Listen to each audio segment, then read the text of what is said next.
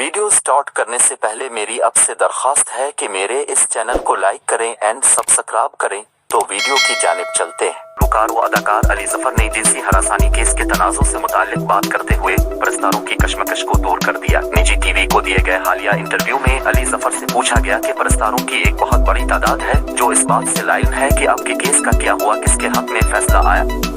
गुलकार ने मुल्की इंसाफ के निज़ाम से मायूसी का इजहार करते हुए कहा कि इस हवाले से मेरी एक दोस्त से बात हुई। उन्हें मैंने अपनी कहानी सुनाई तो उन्होंने मुझे यही मशवरा दिया कि मुझे ये पहले ही सबके सामने लाना चाहिए था, लेकिन मैं चाहता था कि सब कुछ कानूनी तरीके से हो, जिसके लिए मुझे 5 साल तक इंतजार करना पड़ा और मैं अब भी इंसाफ का मुंतज़िर हूँ।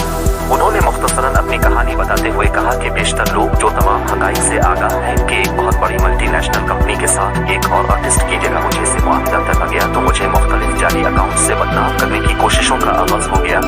लेकिन मैंने इस वक्त इस पर ध्यान नहीं दिया। फिर मुझे बराह रास्त धमकी मौसूल हुई कि मैंने मुआहदा ख़त्म नहीं किया तो मुझ पर जिनसी हरासानी का इल्ज़ाम आयद किया जाएगा।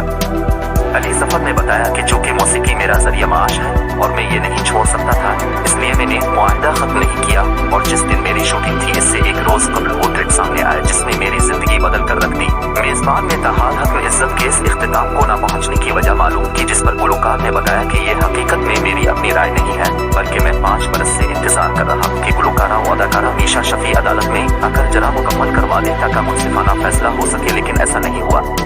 कौन हक पर है और कौन नहीं, ये जानने के लिए आसान सा उसूल बताते हुए अली जफर ने कहा कि जो अदालत से इंसाफ की दरख्वास्त करता है और अदालत में हर बार पेश होता है वो हक पर होता है, और जो अदालत से भागता है वो गलती पर है। बाकी सब समझदार